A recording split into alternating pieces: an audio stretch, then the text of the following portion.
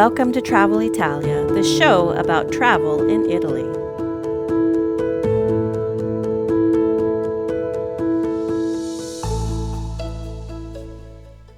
Welcome back to Travel Italia. Today I'm taking you to one of my favorite towns in northern Italy, a place that perfectly combines history, beauty, and culinary delights, Bergamo. Bergamo is in the Lombardy region, nestled in the foothills of the Alps. It's about 50 kilometers northeast of Milan. This charming city is often overlooked for its more famous neighbors like Milan and Lake Como. But trust me, Bergamo deserves a spot on your travel bucket list. Let's dive into its rich history, must-see attractions, and of course, the local food that will always have you dreaming of your next trip. Bergamo has a history as rich as its architecture. The city dates back to ancient times, originally founded by the Celts, before becoming a really important Roman settlement in 49 BC. Over the centuries, it's passed through the hands of the Lombards, the Venetians, and even Napoleon.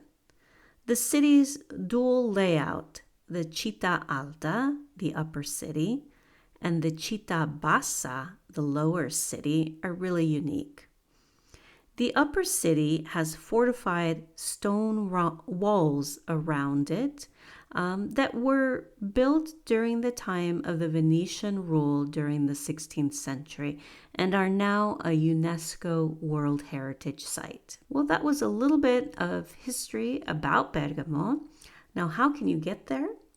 Bergamo is easy to reach and perfectly suited for a day trip or even a longer stay. If you're flying, Orio al Serio International Airport, often called Milan Bergamo Airport, is just a short bus ride from the city center.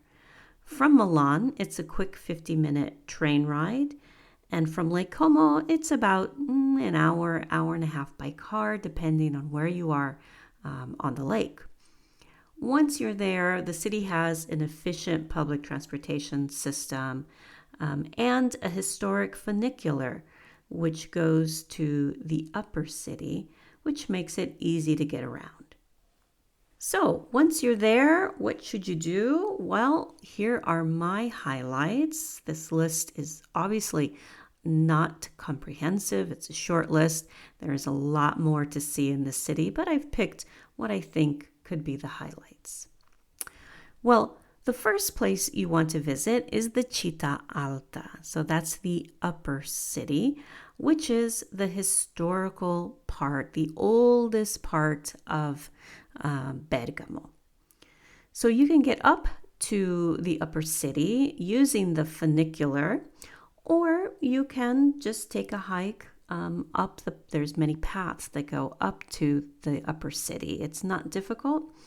I would say it's a less than 10-minute walk, and you'll be rewarded with really incredible views. So once you get up to Città Alta, there is basically one long main street. And you want to head to the Piazza Vecchia, which means old piazza, old city center. Basically, this is the heart of Città Alta, and it's here where the Roman Forum was. And so this, for 2,000 years, has been the heart of the city. It's a beautiful, beautiful piazza framed by Renaissance buildings. So you definitely want to visit Piazza Vecchia. Now, in Piazza Vecchia is the second place I recommend, and that's Basilica Santa Maria Maggiore. This stunning church is a masterpiece of Romanesque and Baroque architecture, and it features really intricate frescoes and a breathtaking interior, including one of the most incredible woodworks I've ever seen along the altar. This is, like I said, in that Piazza Vecchia, The third thing I recommend is also in that same piazza, and that's Museo della Storia di Bergamo. It's a museum dedicated to the history of Bergamo, which also has a 12th century clock tower you can climb or take a lift up to enjoy one of the very best views of the city. From the clock tower, you get a bird's eye view of the city, stunning views of the foothills, and a view of the plain all the way to Milan. You can see Milan on a clear day. It's really worth the visit. And also, if you're visiting this particular museum, there is a combined ticket that allows you to see 6 different museums and locations around the city for €12 within 48 hours. Okay, so it's also includes the next location I'm going to tell you about, and that is the Rocca di Bergamo. So this is a 14th century fortress that's pretty much intact, incredibly.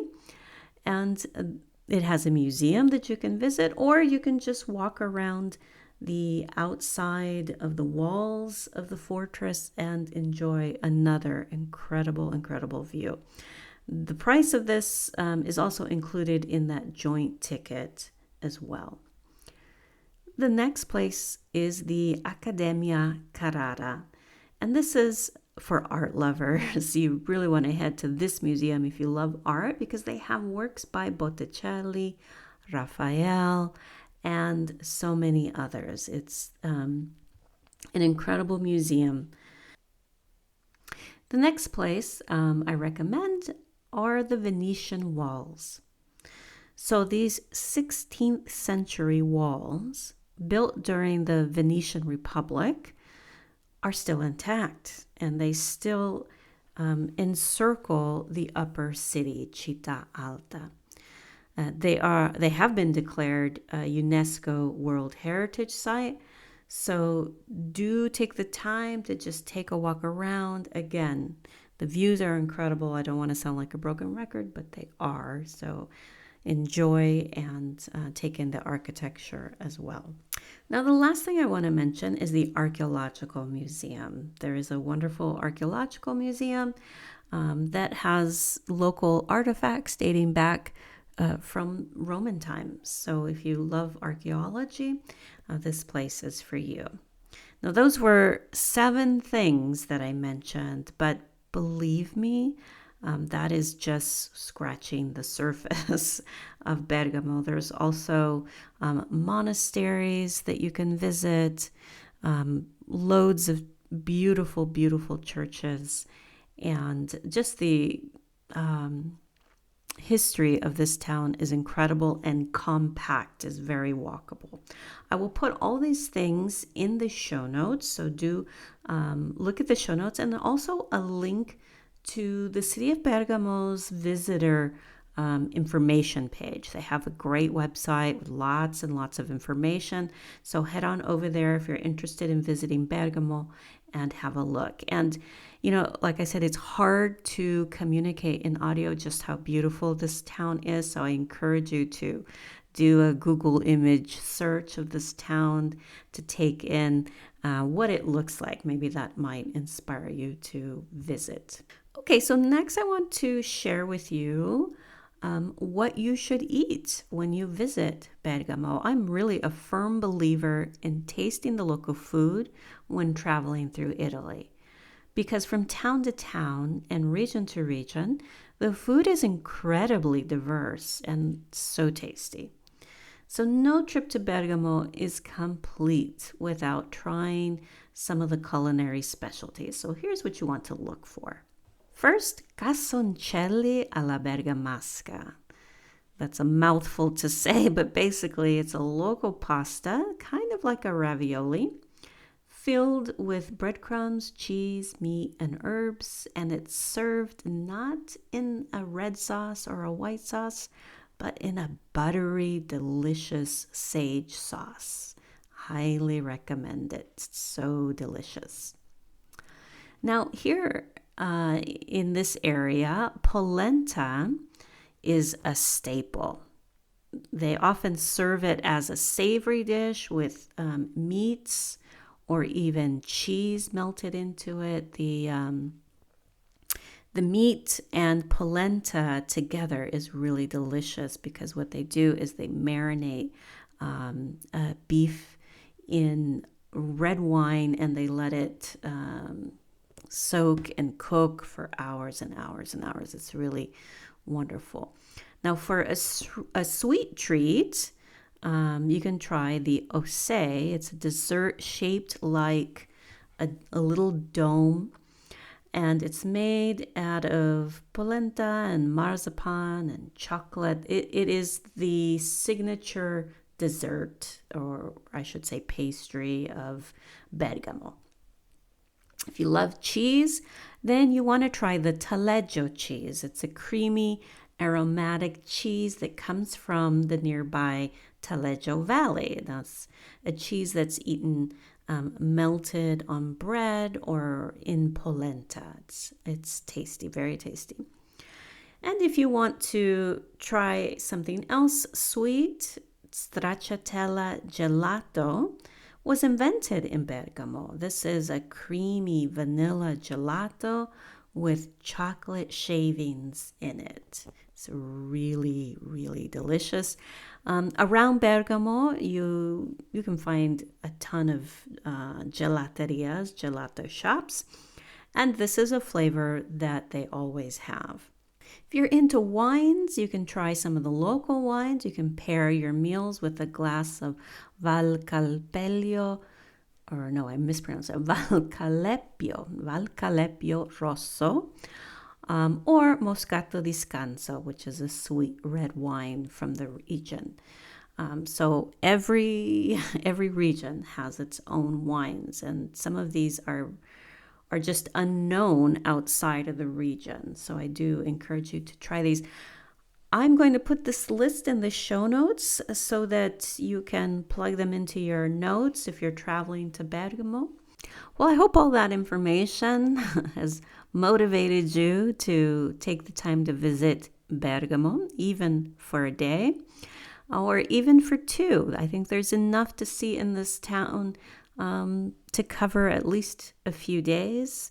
But, if you're in Milan and you have a day to burn, it's a perfect day trip.